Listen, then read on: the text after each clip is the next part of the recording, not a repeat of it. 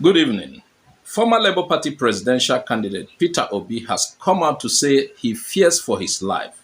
In a video now circulating on X, formerly Twitter, Mr. Obi said, and I quote, "I might not even be alive soon. They are going after my life. Every single thing I do for a living, this government is deliberately frustrating it. The government is attacking me personally." These are allegations made by Obi in the viral video.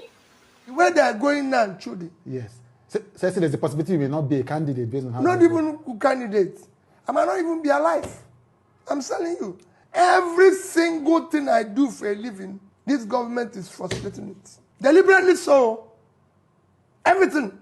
So there's even possibility if they have opportunity, I will not be alive. Oh wow, that's a big. It's an accusation. I know I get frustration every day because you do things that you think they will be normal. It is not normal any longer. They won't come directly and say, "Oh, we're doing this," but you could see their hand in virtually everything. So the government is attacking you personally. They're attacking everybody who is in opposition personally. Right. I'm being attacked personally. Everything, even to provide me with necessary things that I should have been entitled to. Not at all.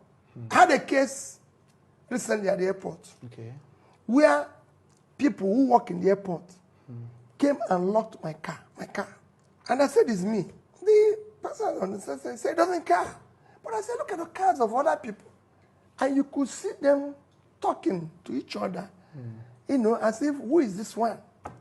We have divided the country, breeding hatred among us. That's why I keep saying, I want to bring back unity where there's division.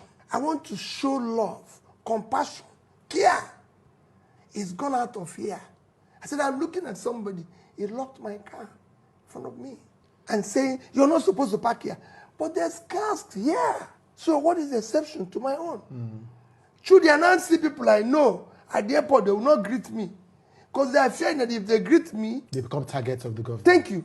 And now people send me invitation and say, "My son, my daughter is wedding, but please don't come." The federal government has also not released an official response to those specific claims.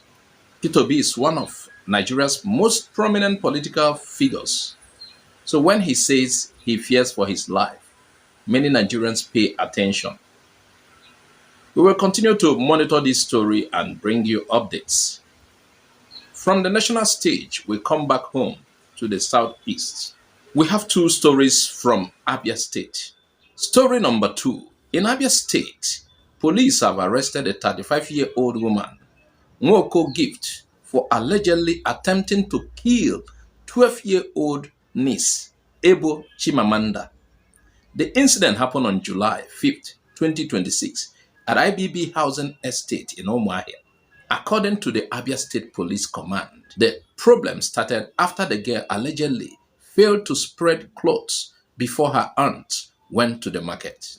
Police also say the child had been facing repeated beatings and threats before this incident. A video of the attack went viral. Officers from the World Bank Divisional Police Headquarters rescued the girl, arrested the suspect, and recovered a kitchen knife. The case has now been transferred to the State Criminal Investigation Department. Police say the suspect will face charges of attempted murder. The police have urged members of the public to report cases of child abuse and domestic violence before they become worse. We wish Ebo Chimamanda a quick recovery. That is a very sad story. Now to other story from Abia State. The Minister of Education, Maruf Tunji Alausa, has commissioned Abia State's first smart school at Obo Central School, Obakala. Governor Alex Oti announced that education in all Abia smart schools will be free and compulsory. Enugu, are you watching? He also warned that no teachers or school officials should extort pupils or parents through illegal fees. Anyone found doing so will face disciplinary action. The Obakala School is the first of 20 smart schools planned across Abia State. Each school will have interactive digital boards, and every pupil will receive a tablet to support learning in digital technology and artificial intelligence. Minister praised the project, saying it will prepare Abia children to compete with their peers in Nigeria and around the world. Finally, we go to Ebonyi State. The Ebonyi State government has again reminded schools that the ban on graduation and valedictory ceremonies in primary and secondary schools remain in force unless official approval is obtained.